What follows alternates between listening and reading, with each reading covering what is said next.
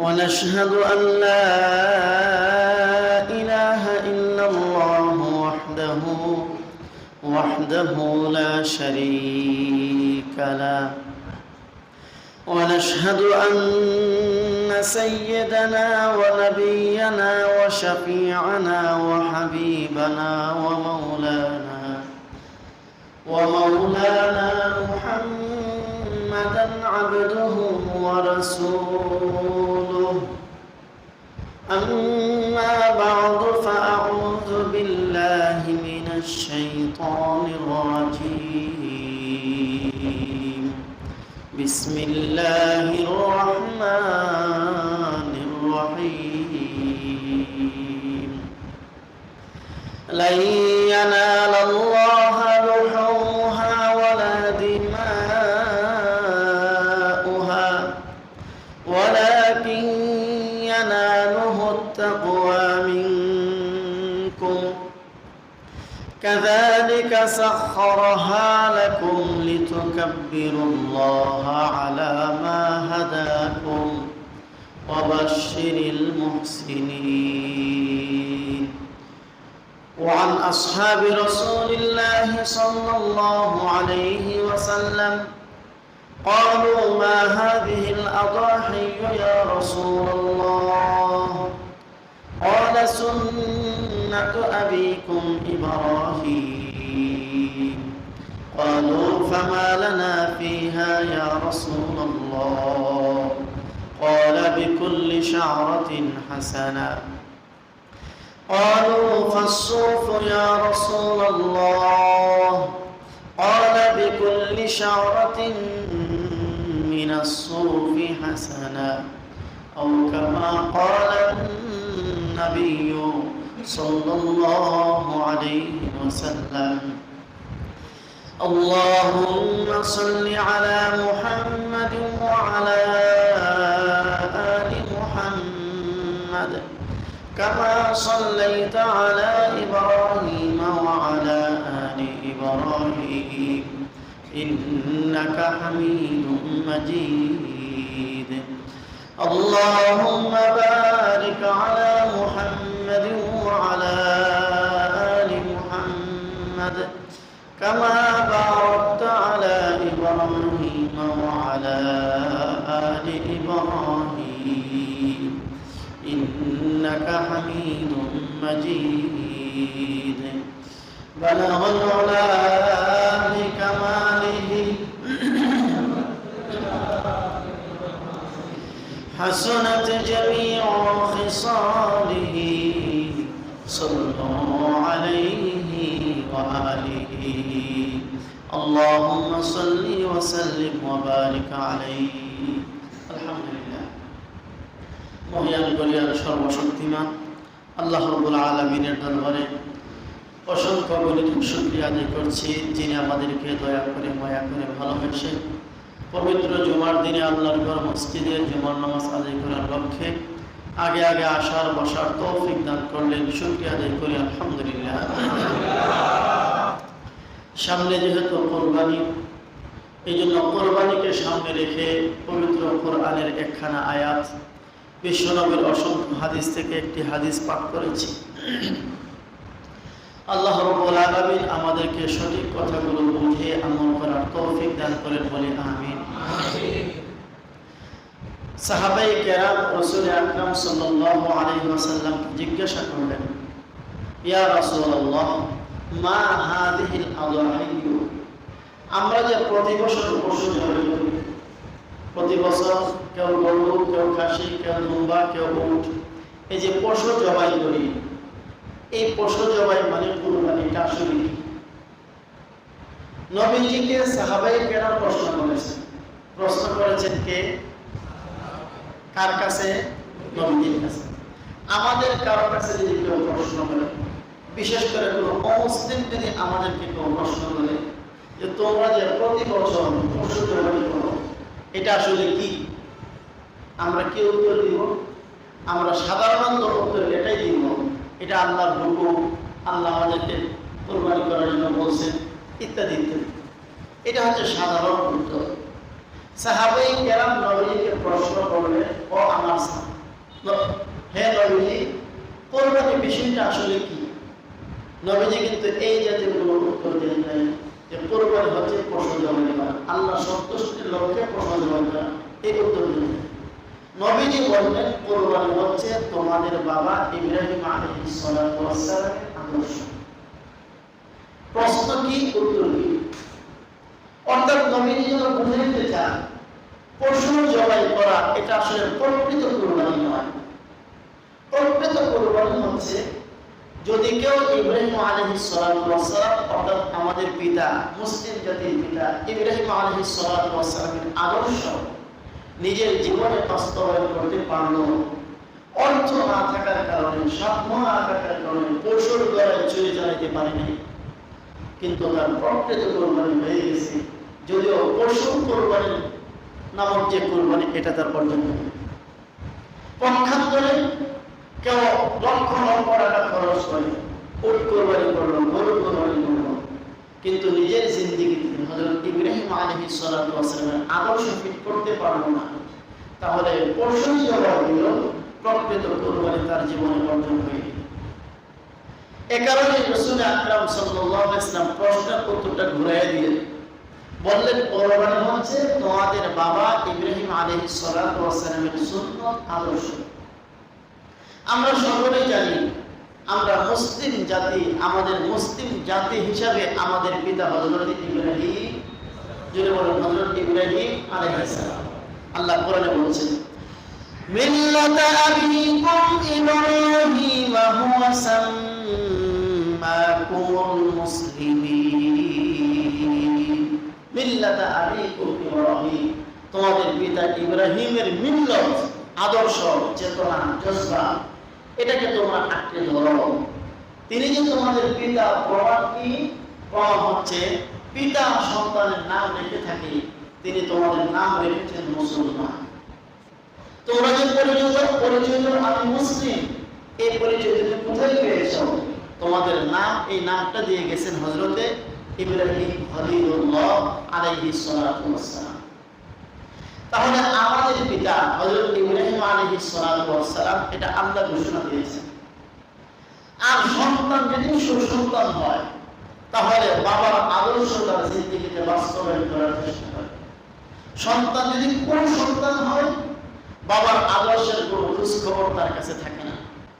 দেখবেন আমাদের দেশের প্রধানমন্ত্রীও মাঝে মধ্যে বরং প্রায় বঙ্গবন্ধুর কথা বলে, আর বলে বঙ্গবন্ধুর সন্তান, এবং প্রায় এই কথা বলে বঙ্গবন্ধুর সম্পদ এই ছিল, ওই ছিল, আমি বাস্তবায়ন করি। এটা হচ্ছে সন্তান হিসাবে তার বাবার ব্যাপারে যে দরদ, মহব্বত, ভালোবাসা, এটার বহিঃপ্রকাশ। সত্যিই যদি সন্তান হয় তাহলে বাবার আদর্শ সন্তান কখনো ভুলে না। আর সন্তান যদি নামের সন্তান হয়, কুসন্তান হয়, তাহলে বাবার আদর্শের কথা সে মনে রাখে না। তো আল্লাহ রাব্বুল আলামিন এই কথাটাই বলেছেন এখানে, তোমাদের বাবা ইব্রাহিম আলাইহিস সালাতু ওয়াস সালামের আদর্শ তোমরা ধরে রাখো। আর রাসূল আকরাম সাল্লাল্লাহু আলাইহি ওয়াসাল্লাম বলেছেন কোরবানি হচ্ছে ইব্রাহিম আলাইহিস সালাতু ওয়াস সালামের অনেকগুলো আদর্শের একটি আদর্শ। এবং আমাদের জানা কথা, হযরত ইব্রাহিম আলাইহিস সালাতু ওয়াস সালাম তিনি কিন্তু পশু কোরবানি করেছিলেন না, তিনি নিজের আপন পুত্র, পরিবার টুকরা সন্তানের গলায় ছুরি চালাচ্ছিলেন। আল্লাহ তাআলা হযরত ইব্রাহিম আলাইহিস সালাতু ওয়াস সালামের আসল কোরবানি অর্থাৎ আল্লাহর হুকুমের সামনে সন্তানের মহব্বত করো না আল্লাহর হুকুম করো, আল্লাহ পরীক্ষা করতে চেয়েছিলেন। ইব্রাহিম আলাইহিস সালাতু ওয়াস সালাম প্রমাণ করে দিলেন আল্লাহর হুকুমের সামনে আমার সন্তান, পরিবার টুকরা সন্তানকে দ্বিধা করব না, জবাই করে দেব। এই জজবার নাম হচ্ছে ইব্রাহিমী চেতনা। আল্লাহ কোরবানি সহ অসংখ্য বিধান আল্লাহ তাআলা আমাদেরকে দিয়েছেন, যেগুলো হযরত ইব্রাহিম আলাইহিস সালাতু ওয়াস সালামের জীবনের সাথে, হযরত ইব্রাহিম আলাইহিস সালাতু ওয়াস সালামের চেতনার সাথে, জজবার সাথে, আদর্শের সাথে জড়িত। আমরা যে হজে যাই, হজের অনেকগুলো কাজ হযরত ইব্রাহিম আলাইহিস সালাতু ওয়াস সালামের স্মৃতি বিজড়িত। সাফা মারওয়া দৌড়ানো হযরত ইব্রাহিম আলাইহিস সালাতু ওয়াস সালামের স্ত্রী, আমাদের মা হাজেরার স্ত্রী। শয়তানকে কঙ্কর মারা হযরত ইব্রাহিম আলাইহিস সালাতু ওয়াস সালাম যখন শয়তান ইসমাঈলকে ইব্রাহিমকে ধোঁকা দেওয়ার চেষ্টা করেছিল, তিনি কঙ্কর মেরে বিতাড়িত করেছিলেন। এগুলো হচ্ছে ইব্রাহিম আলাইহিস সালাতু ওয়াস সালামের স্মৃতি। এমনি ভাবে কুরবানি, সন্তানকে জবাই করার হুকুম ছিল আল্লাহর পক্ষ থেকে। আল্লাহ তাআলা হযরত ইব্রাহিম আলাইহিস সালাতু ওয়াস সালামের কুরবানির চেতনাকে কবুল করেছিলেন, এর বদলে পশু কুরবানির হুকুম দিলেন। এই সবগুলো বিধান এখনো আমাদের জন্য আল্লাহ তাআলা রেখে দিয়েছেন। একটু লক্ষ্য করে দেখবেন, হযরত ইব্রাহিম আলাইহিস সালাতু ওয়াস সালাম ছাড়া, এবং আমাদের নবী তো আছে, অন্য কোন নবীর কোন আমলকে আল্লাহ তাআলা আমাদের জন্য রাখেননি। শুধু রেখেছেন হযরত ইব্রাহিম আলাইহিস সালাতু ওয়াস সালামের আমল। এবং এই আমলগুলো কোনো বান্দা যদি না করে তার হজও হবে না। কেন? এর কারণ আমরা সকলেই ইব্রাহিম নবীর সন্তান। এমনকি আমাদের নবীও বলেছেন, আনা বুশরা দাওয়াতু আবি ইব্রাহিম, আমি মুহাম্মদুর রাসূলুল্লাহ সাল্লাল্লাহু আলাইহি ওয়াসাল্লাম, আমিও কিন্তু আমার বাবা ইব্রাহিম নবীর দোয়ার ফসল। হযরত ইব্রাহিম আলাইহিস সালাতু ওয়াস সালাম দোয়া করেছিলেন, কাবা ঘরের নির্মাণ কাজ কমপ্লিট, কাবা ঘরের চৌকাঠে ধরে মুলতাজারে দাঁড়িয়ে হযরত ইব্রাহিম আলাইহিস সালাতু ওয়াস সালাম অনেকগুলো দোয়া করেছিলেন। এর মধ্যে একটি দোয়া ছিল এই, ربنا وابعث فيهم رسولا منهم يتلو عليهم آياتك ويعلمهم الكتاب والحكمة ويزكيهم إنك أنت العزيز الحكيم। হে আমার রব, আপনার হুকুমের ঘর বানালাম। সম্ভবত এখানে আপনি কোন রাসূল পাঠাবেন, সুতরাং আপনি যদি রাসূল পাঠান, আমার আবেদন হচ্ছে এমন একজন রাসূল পাঠাবেন যার এই দায়িত্ব হবে। অর্থাৎ হযরত ইব্রাহিম আলাইহিস সালাতু ওয়াস সালাম দোয়ার মধ্যে আমাদের রাসূলকে যেন আল্লাহ পাঠান, তিনি দোয়া করে গিয়েছেন। আর সেই কথাটাই নবী পরবর্তীকালে আমাদেরকে স্মরণ করিয়েছেন, আমি কিন্তু আমার পিতা ইব্রাহিম নবীর দোয়ার ফসল। এ কারণেই রাসূল আকরাম সাল্লাল্লাহু আলাইহি ওয়াসাল্লাম ইনিও হযরত ইব্রাহিম আলাইহিস সালাতু ওয়াস সালামের রেখে যাওয়া যে স্মৃতি, হজের, উমরা এবং কুরবানির, ওই স্মৃতিগুলো নিজেও জীবনে বাস্তবায়ন করেছেন, উম্মতকেও বাস্তবায়ন করার জন্য হুকুম দিয়ে গেছেন। এই জন্য আসুন আমরা একটু বোঝার চেষ্টা করি হযরত ইব্রাহিম আলাইহিস সালাতু ওয়াস সালাম তিনি আমাদের জন্য কি কি আদর্শ রেখে গেছেন। সংক্ষেপে কোরআন থেকে আমরা হযরত ইব্রাহিম নবীর কিছু আদর্শ বোঝার চেষ্টা করব। আল্লাহ তাআলা আমাদেরকে তৌফিক দান করুন বলে আমিন। হযরত ইব্রাহিম আলাইহিস সালাতু ওয়াস সালাম যখন শিশু বয়সে সন্তান আল্লাহর পরিচয় লাভ করে মা এবং বাবা থেকে প্রথম পর্যায়ে, হযরত ইব্রাহিম আলাইহিস সালাতু ওয়াস সালাম যেই ফ্যামিলিতে জন্ম হয়েছেন, মা এবং বাবা এরা আল্লাহর পরিচয় জানে না, এরা মূর্তির পরিচয় জানে। মা বাবা সকলে মূর্তি পূজারী, বংশের সবাই মূর্তি পূজারী, কিন্তু হযরত ইব্রাহিম ইনি তো আল্লাহর পয়গম্বর হতে যাচ্ছেন। আল্লাহ তাআলা শুরু থেকে দিলের ভিতরে আল্লাহর পরিচয় দিয়ে রেখেছেন। এই জন্য শিশু ইব্রাহিম আলাইহিস সালাতু ওয়াস সালাম একদিন মাকে প্রশ্ন করেন, মা আমার রব কে? হযরত ইব্রাহিম আলাইহিস সালাতু ওয়াস সালামের এই প্রশ্নে মা উত্তরে বললেন, তোর রব আমি। তোর রব কে? আমি। আপনি আমার রব কিভাবে? আমি তোর রব এভাবে, আমি তোরে খাওয়াই, পালি, লালন পালন করি, সবকিছুর ব্যবস্থা করি আমি, তাই আমি তোর রব। হযরত ইব্রাহিম আলাইহিস সালাতু ওয়াস সালাম বুঝলেন ব্যাপারটা খুব ইন্টারেস্টিং। পাল্টা প্রশ্ন করলেন, তাহলে বলুন আপনার রব কে? এবার মা উত্তর দিলেন, আমার রব হচ্ছে তোর বাবা, অর্থাৎ আমার স্বামী। কারণ আমার ভরণ পোষণ সবকিছু দেখাশোনার ব্যবস্থা করেন তোর বাবা। এবার হযরত ইব্রাহিম আলাইহিস সালাতু ওয়াস সালাম ইনি আল্লাহর নবী, কোন নবীর সাথে কেউ যুক্তি তর্কে কেউ টিকে না। এবার পাল্টা প্রশ্ন করলেন, তাহলে আমার বাবার রব কে? এবার মা উত্তর দিলেন, তোর বাবার রব হচ্ছে নমরুদ। কারণ তোর বাবা নমরুদের চাকরি করে, নমরুদের থেকে বেতন পায়, সুযোগ সুবিধা পায়, তাহলে তোর নমরুদ তোর বাবাকে লালন পালন করে। এবার হযরত ইব্রাহিম আলাইহিস সালাম চূড়ান্ত প্রশ্ন, তাহলে নমরুদের রব কে? এখন কি উত্তর দিবে? আর কোন উত্তর আছে? আর কোন উত্তর আছে? নমরুদ নিজেকে রব দাবি করেছিল, খোদা দাবি করেছিল, ফেরাউন নিজেকে খোদা দাবি করেছিল। সুতরাং তার তো আর কোনো রব নাই। মা প্রশ্নে হেরে গেলেন, আর উত্তর পেলেন না। মুরব্বীদের কিছু একটা স্বভাব আছে, বাচ্চাদের প্রশ্নের উত্তরে যখন মুরব্বীরা হেরে যান, তাদের একটা জবাব হলো এত কষ্ট করিস না, এত পণ্ডিতি করিস না। মা ধমক দিয়েছেন, কিন্তু হযরত ইব্রাহিম আলাইহিস সালাম বুঝিয়ে দিলেন ধমক দেওয়ার ক্ষমতা আপনার থাকতে পারে, ইব্রাহিমের যুক্তির সামনে, প্রশ্নের সামনে উত্তর দেওয়ার ক্ষমতা আপনার নাই। কথা ঠিক না? হযরত ইব্রাহিম আলাইহিস সালাম সন্ধান করতে লাগলেন যে আসলে আমার প্রতিপালককে। যেই সমাজে তিনি জন্ম হয়েছেন, কেউ মূর্তি পূজা করে, কেউ চন্দ্র পূজা করে, কেউ সূর্য পূজা করে, কেউ গ্রহ নক্ষত্রের পূজা করে, যার যাকে পছন্দ হয় তার পূজা করে। একদিন হযরত ইব্রাহিম আলাইহিস সালাম তার কওমকে সামনে নিয়ে রাতের বেলায় যখন আকাশে তারকা ঝলঝল করে, তারকা নক্ষত্রগুলো উদয় হলো, হযরত ইব্রাহিম আলাইহিস সালাম কওমের সামনে এই প্রশ্ন রাখলেন। فَلَمَّا جَنَّ عَلَيْهِ اللَّيْلُ رَأَى كَوْكَبًا قَالَ هَذَا رَبِّي। রাত যখন অন্ধকারাচ্ছন্ন হলো, আকাশে তারকা উদয় হলো, হযরত ইব্রাহিম আলাইহিস সালাম তার কওমকে লক্ষ্য করে বললেন, হে আমার কওম, তোমাদের ধারণা তোমরা যারা এই নক্ষত্রের পূজা করো, তারকার পূজা করো, তারকা তোমাদের রব, তারকা আমার রব, এটা তোমাদের ধারণা। তাহলে আসলে যে খেলা জমবে, এটা আসলে রব হওয়ার যোগ্যতা তার ভিতরে আছে কিনা আমরা একটু অপেক্ষা করি। রাত্র শেষ, এখন নক্ষত্র আকাশের মধ্যে নেই। এবার হযরত ইব্রাহিম আলাইহিস সালাম তার কওমকে লক্ষ্য করে বলেন, শোনো, যেই জিনিসের আশা আছে, যারা আছে, ওদের আছে, অস্ত্র আছে, বোঝা গেল সে আরেকটা শক্তির কাছে ধরা আছে। কথা ঠিক না? ঠিক।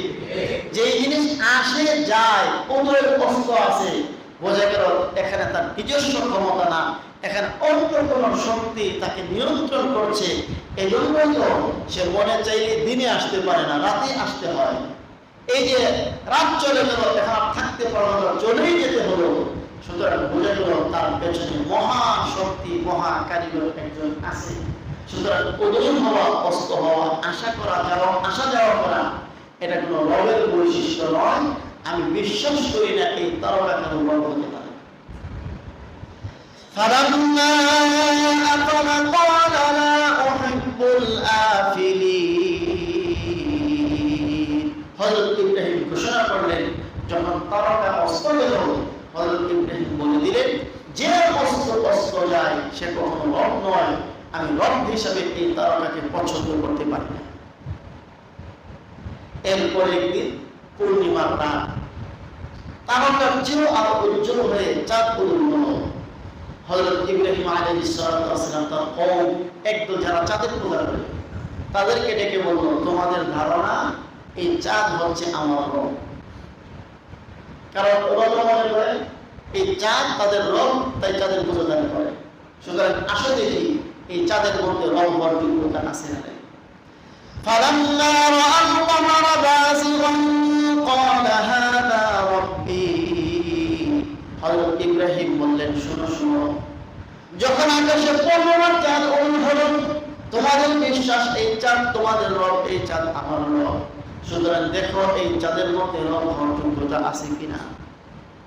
এই চাঁদ যখন সুবহে সাদিক হয়ে গেল, সকাল হয়ে গেল, সূর্য ওঠা শুরু করলো, চাঁদ আসে না গেছে।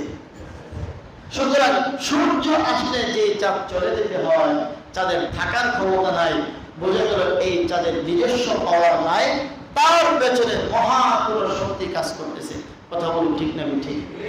হযরত ইব্রাহিম আলাইহিস সালাম বললেন, যেই চাঁদের আগমন, আসা যাওয়া, প্রস্থান, বিদায় আছে, উদয় অস্ত আছে, এই চাঁদ কখনো মানুষের প্রভু হতে পারে না। মানুষের যেমন একজন প্রভু আছে, এই চাঁদ নক্ষত্রের একজন প্রভু আছে। এরপরে দিনের বেলায় যখন সূর্য উঠল, সূর্যের আলো চাঁদের চেয়েও বেশি, নক্ষত্রের চেয়েও বেশি। একদল আছে সূর্যের পূজা করে, এখনো পৃথিবীতে সূর্যের পূজার একদল আছে। এবার হযরত ইব্রাহিম আলাইহিস সালাম তার কওমকে ডেকে বললেন, হে আমার কওম, তোমরা যারা বিশ্বাস করো সূর্য আমাদের রব, আসলে কি সূর্যের ভিতরে রব হওয়ার যোগ্যতা আছে কিনা? فلما رأى الشمس بازغة قال هذا ربي هذا أكبر যখন সূর্য উঠল তিনি বললেন এই সূর্য আগের দুটোর চাইতেও বড়, সুতরাং এটাই আমার রব হবে। হযরত ইব্রাহিম আলাইহিস সালাম বললেন একটু দেখো সূর্যের ভেতরে রংগুলো আছে কিনা। فلما أفلت قال إني بريء مما تشركون যখন সন্ধ্যা হলো অন্ধকার নেমে আসলো সূর্য ডুবে গেল, হযরত ইব্রাহিম বলে দিলেন যে সূর্য আসে আবার যায়, এর পিছনে কোনো মহাশক্তি কাজ করে। সূর্য এত আলোয় পৃথিবীতে আসলো আর কয়েক ঘন্টা পরে সে থাকতে পারলো না, চলে যেতে হলো। বুঝে গেল তার পেছনে মহাশক্তি কাজ করছে, এই সূর্যের মধ্যে রং হওয়ার কোনো যোগ্যতা নেই।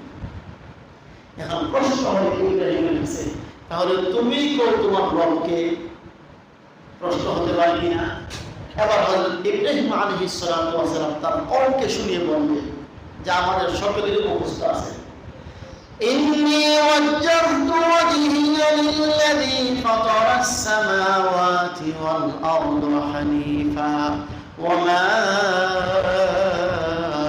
আনা মিনাল মুশরিকিন। হে আমার জাতি শোনো, আমি চন্দ্র থেকে, সূর্য থেকে, গ্রহ নক্ষত্র থেকে মুখ ফিরালাম ওই আল্লাহ দেখে, যিনি চন্দ্র, সূর্য, গ্রহ নক্ষত্র, আসমান জমিনকে সৃষ্টি করেছেন। মহাশক্তির সন্তানেরা এই চন্দ্র, এই সূর্য, এই গ্রহ, এই নক্ষত্র, এই আসমান, এই জমিন দেখতে যতই বিশাল হোক না কেন, দেখতে যতই সুন্দর হোক না কেন, এগুলো একটার মধ্যে রং হওয়ার মতো কোনো যোগ্যতা নাই, বরং এদেরকে যিনি সৃষ্টি করেছেন আমি ইব্রাহিম তার দিকে মনোনিবেশ করলাম। আর শুনে রাখো, তোমরা যে সকল বস্তুর পূজা করো আমি কোনোদিন এই সকল বস্তুর ধারকারী না। আমরা কিন্তু এই দোয়াটা পারি, এটা একটা দোয়া, কিন্তু অনেকে এটাকে জায়নামাজের দোয়া বানিয়ে ফেলেছে। এটা বলুন না, এটা জায়নামাজের দোয়া নয়, এটা চমৎকার একটা দোয়া, সেটা ভিন্ন জিনিস। কিন্তু জায়নামাজে দাঁড়িয়ে এটা পড়তে হয় তেমন কোনো কথা না। ইন্নী ওয়াজ্জাহতু ওয়াজহিয়া লিল্লাযী ফাতারাস সামাওয়াতি ওয়াল আরদা হানিফা ওয়া মা আনা মিনাল মুশরিকিন। হযরত ইব্রাহিম আলাইহিস সালাম তার কওমকে পরাজিত করলেন, মাকে পরাজিত করেছেন ছোট্টকালে, কওম পরাজিত হয়ে গেছে, তারা কোনো জবাব দিতে পারে নাই। হযরত ইব্রাহিম আলাইহিস সালাম আল্লাহর পক্ষ থেকে নবুয়ত পেলেন, ইলম পেলেন এবং দায়িত্ব পেলেন। হে ইব্রাহিম, আমি আল্লাহ তোমাকে যে নবুয়ত দান করেছি, যে ইলম দান করেছি, যে জিম্মাদারি দিয়েছি, এটা এখন প্রচার করা শুরু করো। হযরত ইব্রাহিম আলাইহিস সালাম সর্বপ্রথম নিজের ঘরে গিয়ে নিজের সবচেয়ে আপন শ্রদ্ধাভাজন ব্যক্তি আপন বাবাকে দাওয়াত দেওয়া শুরু করলেন। কোরআনে বলা চমৎকার ভাবে হযরত ইব্রাহিম আলাইহিস সালামের দাওয়াতের কথা, কিভাবে বাবাকে দাওয়াত দিয়েছেন, এটা আল্লাহ তাআলা বর্ণনা দিয়েছেন।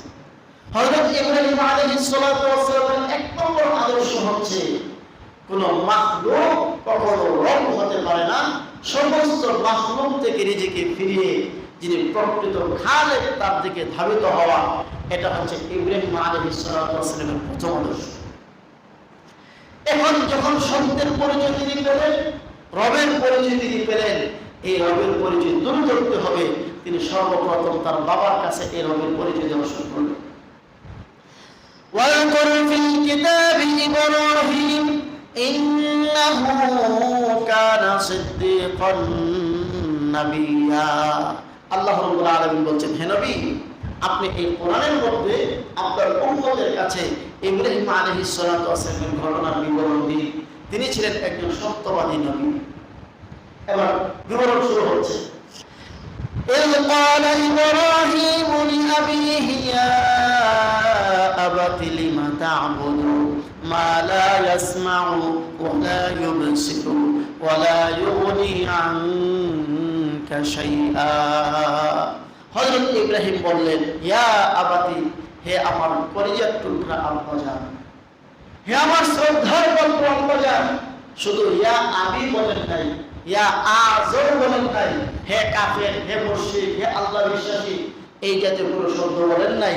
বরং বাবা হিসাবে যথাযথ শ্রদ্ধা রেখে শ্রদ্ধার শব্দ ব্যবহার করে ইয়া আবাতি, হে আমার শ্রদ্ধাভাজন আব্বাজান, আমি আপনাকে নসিহত করছি, শুনুন।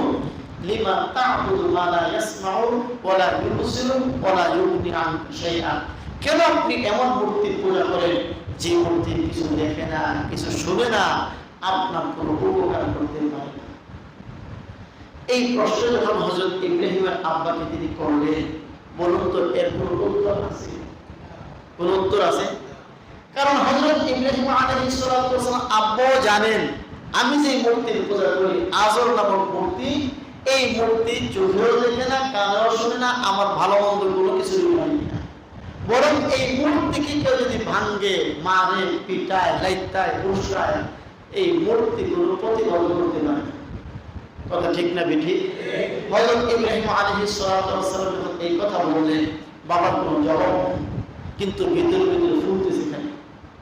এরপরে হযরত ইব্রাহিম আলাইহিস সালাতু ওয়াস সালাম বললেন, ইয়া আবাতি ইন্নী ক্বাদ জাআনি মিনাল ইলমি ফাত্তাবি'নি আহদিকা সিরাতান সাওয়্যা।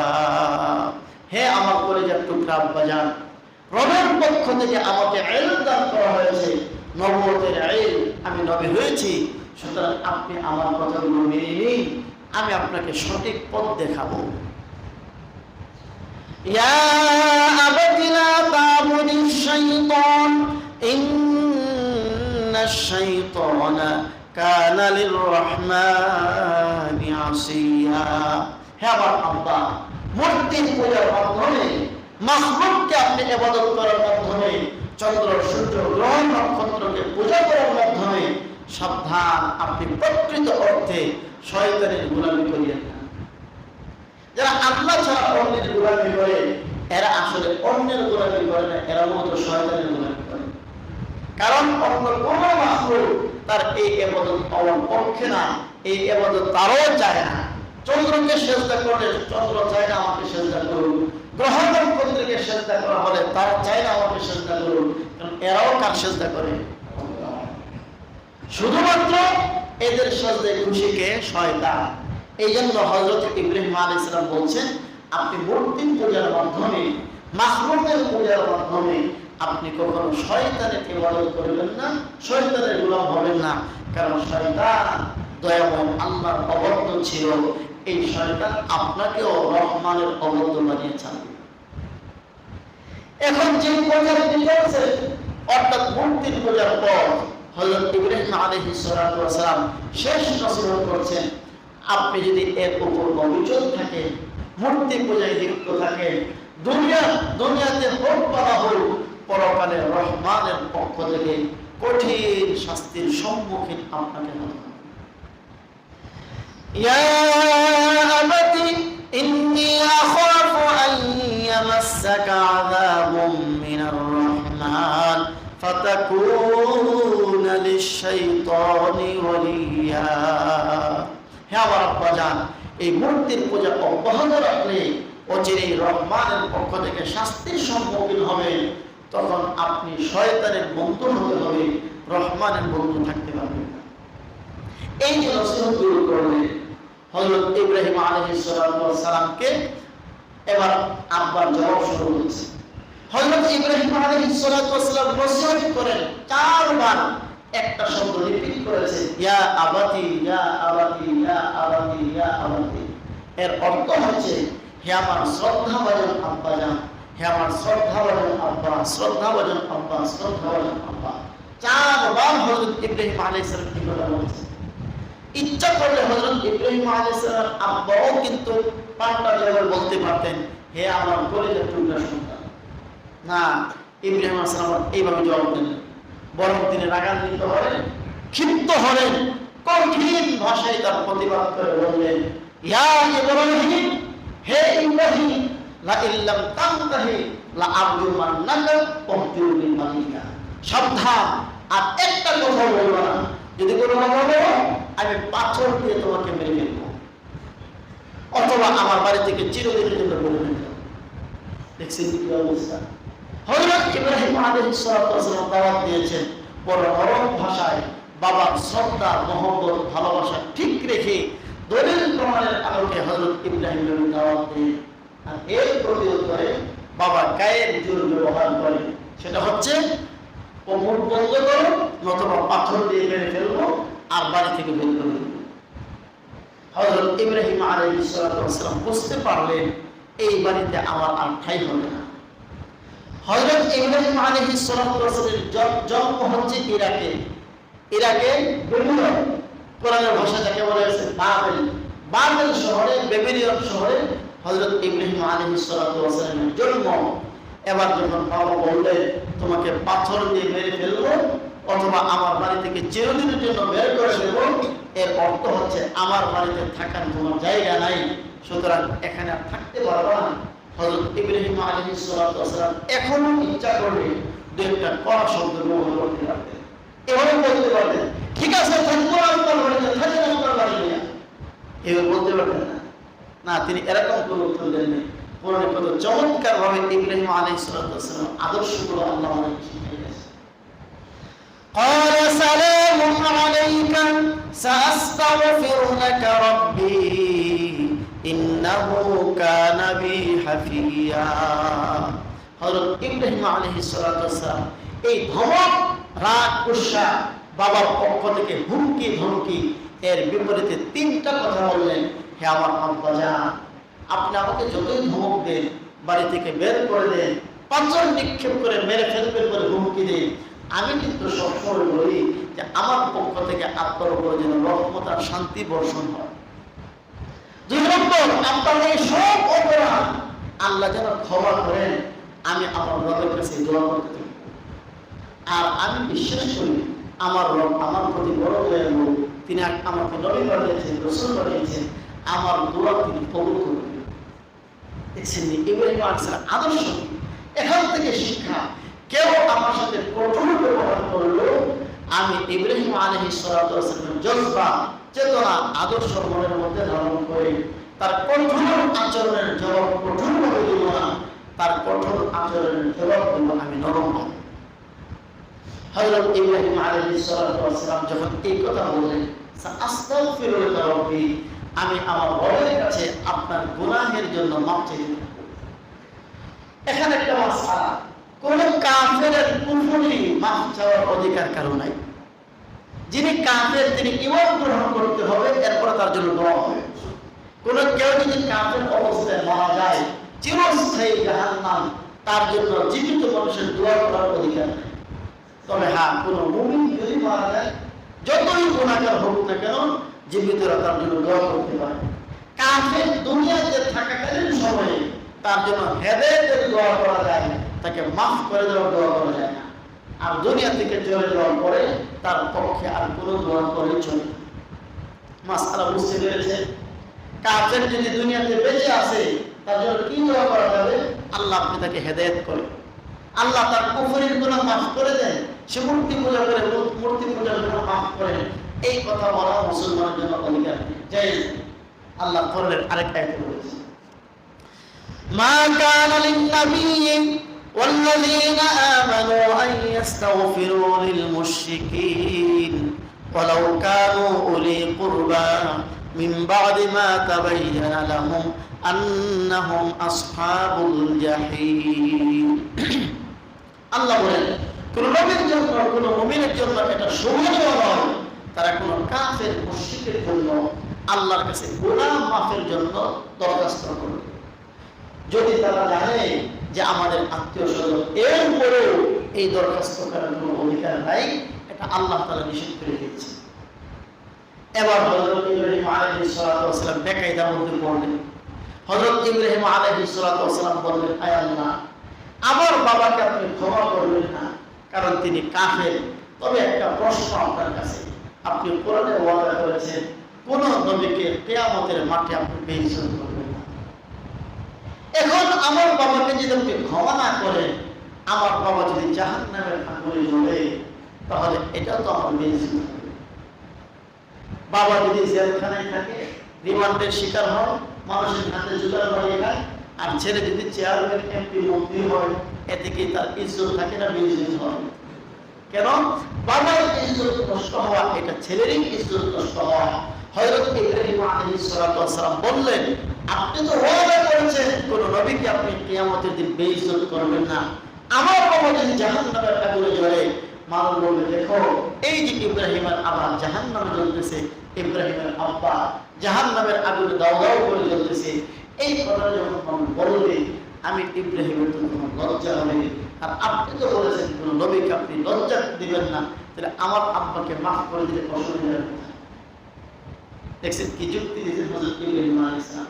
এবার আল্লাহ তাআলা বলেন, ইব্রাহিম আলাইহিস সালাতু ওয়াস সালাম যুক্তির জবাব খণ্ডন করে, ও ইব্রাহিম, তোমার আব্বাকে মাফও করা হবে না, আবার তুমি যেন বেইজ্জত না হও এটারও ব্যবস্থা করা হবে।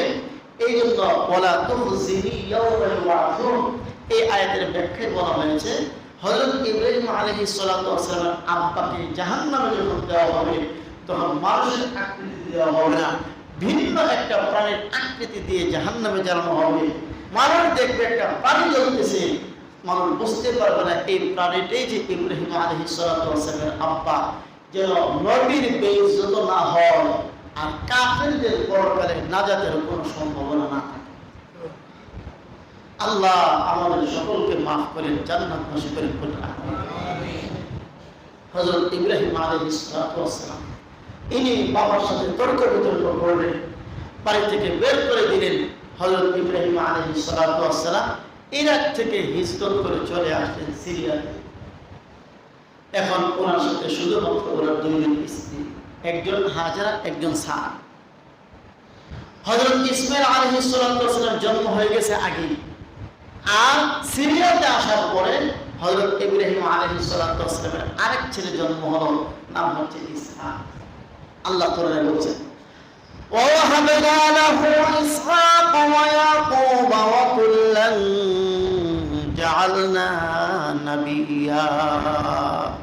ইব্রাহিম যখন আমি আল্লাহর হুকুমের জন্য নিজের মা ছাড়লো, বাবা ছাড়লো, দেশ ছাড়লো, সবকিছু ছাড়লো এবং মাতৃভূমি ছেড়ে সে ভিন দেশে আশ্রয় নিল, আমি আল্লাহ ইব্রাহিমকে দুনিয়াতে কিছু সম্মান দিলাম। এর এক নম্বর সম্মান হচ্ছে আমি আল্লাহ তাকে একটা সন্তান দিলাম, তার নাম ইসহাক, আর একটা নাতি দিলাম, তার নাম হচ্ছে ইয়াকুব। হযরত ইসহাক আলাইহিস সালামের ছেলের নাম হচ্ছে ইয়াকুব, আর হযরত ইসমাঈল তো আগ থেকে জন্ম হয়ে আছে, তাহলে হলো তিনজন, অর্থাৎ ইসমাঈল, ইসহাক, ইয়াকুব। এরপরে আল্লাহ বলেন, কুল্লান জাআলনা নাবিয়্যা, আমি আল্লাহ এদের সকলকে নবী বানিয়েছি। বলুন সুবহানাল্লাহ। শুধু এতটুকু না, হযরত ইব্রাহিম আলাইহিস সালাতু ওয়াস সালাম আমাদের জানা কথাগুলো শুধু ঈমান তাজা হওয়ার জন্য স্মরণ করে দিয়েছি। হযরত ইব্রাহিম আলাইহিস সালাতু ওয়াস সালাম তিনি সাধারণ নবী, সাধারণ রাসূল নন, আল্লাহ তাআলার স্পেশাল তিনি বন্ধু, খলিলুল্লাহ যার উপাধি। খলিলুল্লাহ মানে শুধু বন্ধু না, স্পেশাল বন্ধু। হযরত ইব্রাহিম আলাইহিস সালাতু ওয়াস সালাম এই যে আল্লাহর পক্ষ থেকে খলিলুল্লাহ এই উপাধি পেলেন, এটা এক দুই দিনে পান নাই, এমনিতে পান নাই। অসংখ্য অগণিত পরীক্ষা হযরত ইব্রাহিমকে করা হয়েছে, আর সম্পূর্ণ পরীক্ষায় হযরত ইব্রাহিম আলাইহিস সালাতু ওয়াস সালাম 100-তে 100 নম্বর পেয়ে তিনি উত্তীর্ণ হয়েছেন।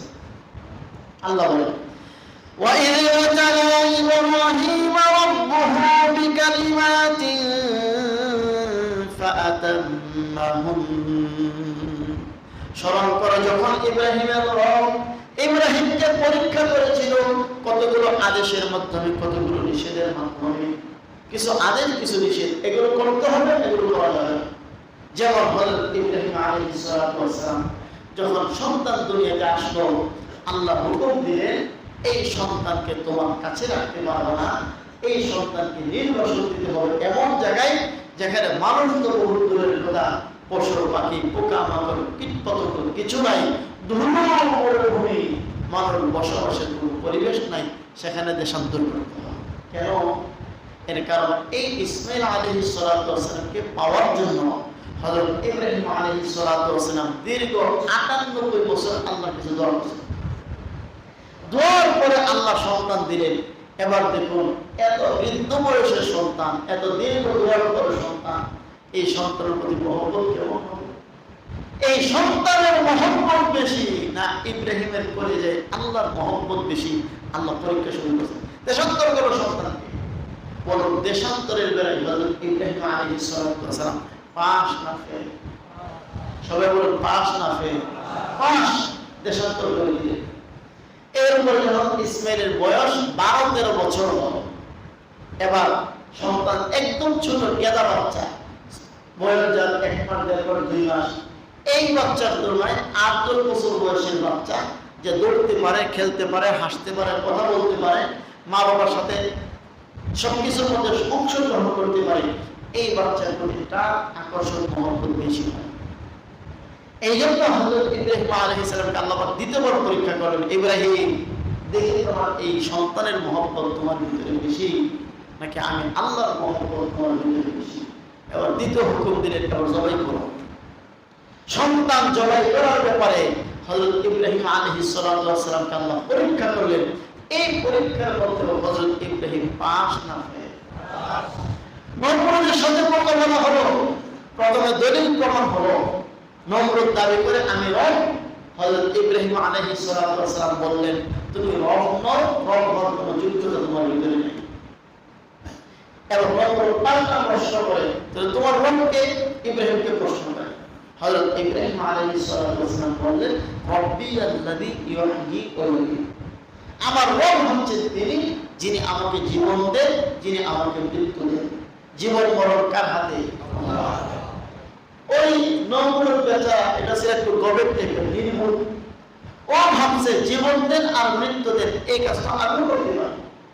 ও জেলখানা থেকে একজন ফাঁসির আসামিকে এনে ছেড়ে দিল, আর একজন নিরপরাধ মানুষকে ধরে ফাঁসি দিয়ে দিল। এই যে আমি জীবন দিলাম, মৃত্যু দিলাম।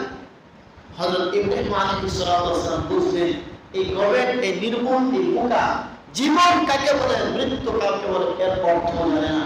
সুতরাং এত সূক্ষ্ম দলিল নয়, ওরে মোটা তাজা দলিল দিতে হবে। এবার হযরত ইব্রাহিম আলাইহিস সালাম বললেন আমার রবের পরিচয় হচ্ছে, আমার রব হচ্ছেন তিনি আল্লাযী ইয়াতি বিশ-শামসি মিনাল মাশরিক, প্রতিদিন সকাল বেলায় পূর্ব দিক দিয়ে সূর্যকে ওঠান। সুতরাং আমার রবের কাজ সূর্য পূর্ব দিক দিয়ে ওঠানো আর সন্ধ্যা বেলায় পশ্চিম দিক দিয়ে ডুবানো। এখন তুমি পারলে ওটাই নাও, তুমি পাল্টে উঠে দেখাও, অর্থাৎ তুমি পশ্চিম দিক দিয়ে উঠাও আর পূর্ব দিক দিয়ে ডুবাও। বলেন তো এই জাতীয় কাজ কি নমরুদ করবো? যখন ইসলামের দুশমনরা দলিল প্রমাণের আলোকে হকপন্থীদের সাথে হেরে যায়, তখন তারা শুরু করে তাদের গায়ের জোর দেখা। নমরুদ বলল সাবধান, তোমার খবর আছে। কি খবর আছে?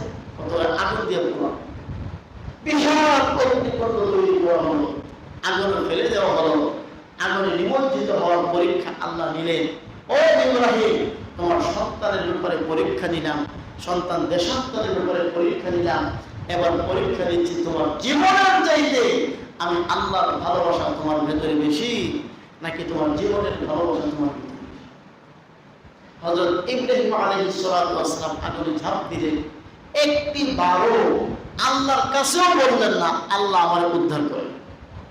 কেন বললেন না? এটাকে বলা হয় মাকামে নেজাবিল কযা, অর্থাৎ যিনি আমাকে আগুনে ফেলছেন, যার সামনে আমার সবকিছু ঘটছে, তাকে বলার প্রয়োজন নাই। আপনি কি দেখতেছেন না? আল্লাহ তাআলা এই পরীক্ষার মধ্যে আরো সূক্ষ্ম সূক্ষ্ম খুব বের করে পরীক্ষা দিতে চান। জিবরাইলকে পাঠাইছেন, যাও জিবরাইল তুমি তুমি একটু সাহায্য করো। জিবরাইল আলাইহিস সালাম আসছেন, হে আল্লাহর খলিল, আল্লাহ আমাকে পাঠাইছেন, আপনি অনুমতি দিলে এই আগুন ফেরানোর উপর ছেড়ে দিব, আপনার কিচ্ছু হবে না। হযরত ইব্রাহিম আলাইহিস সালাম বললেন আমার অনুমতি কেন চাও? যার জন্য আমি আগুনে পড়তেছি তিনি কি দেখেন না? পরীক্ষা কাকে বলে আর ঈমান কাকে বলে হযরত ইব্রাহিম আলাইহিস সালাম প্রমাণ করে দিলেন যে আল্লাহর হুকুমের সামনে আমার কোনো চুল চেরা নাই। আল্লাহ তাআলা ঘোষণা দিলেন ইয়া নারু কুনি বারদান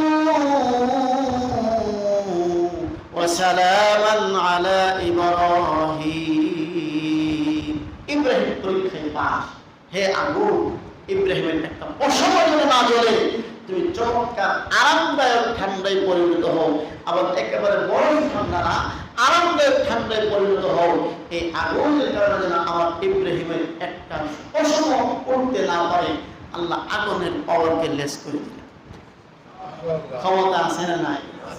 আল্লাহ এই সব পরীক্ষা নিরীক্ষা করার পরে এবার আল্লাহ ফলাফল ঘোষণা করেন নিজে। وَإِذِ ابْتَلَى إِبْرَاهِيمَ رَبُّهُ بِكَلِمَاتٍ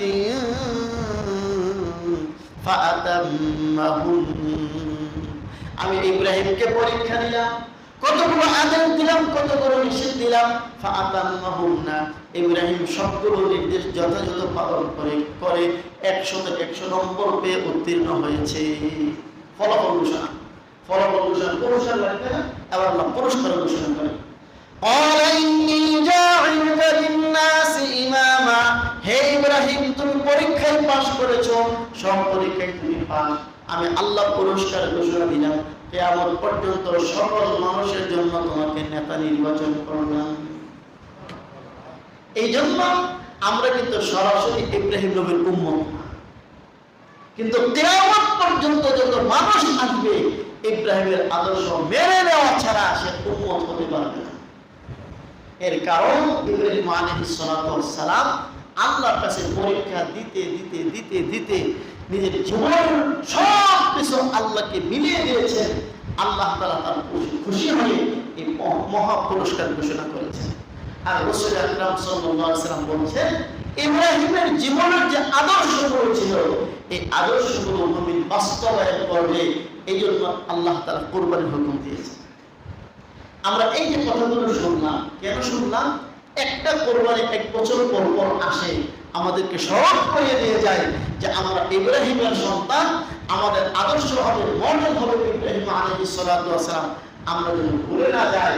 কিন্তু যদি কেউ হযরত ইব্রাহিমের আদর্শ বুঝতো না, নিজের জীবনে বাস্তবায়ন করার সম্ভব হতো না, শুধু প্রতি বছর একটি পশু জবাই করলো, আল্লাহ রাসূল যেন বলে দিতে চান এটা কোরবানি, এটা পশু জবাই, এটা গোশত খাওয়া হয়, তোমার পেট ভরতে পারে, বাহ্যিক তোমার সুনাম হতে পারে, কিন্তু যেই উদ্দেশ্যে আল্লাহ কোরবানি দিয়েছিলেন এই কোরবানি তোমার অর্জন হয় নাই।